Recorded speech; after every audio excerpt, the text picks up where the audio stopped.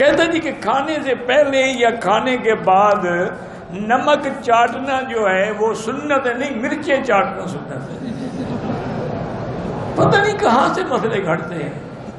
اچھا پھر نمک سے افطار کرتے ہیں، 10 روزے پانی سے، 10 روزے نمک سے، 10 روزے پتہ نہیں پھر مرچوں سے کہا وہ اچھی بات ہے۔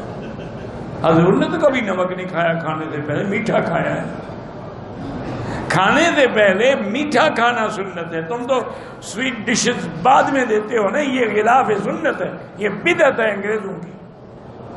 سنت یہ ہے کہ کھانے شروع ہونے سے پہلے میٹھا دو، جیسے یہاں عرب کے پاس جائے نا سب سے پہلے وہ کھجور لائیں۔ ہر حال اس کی وجہ ہے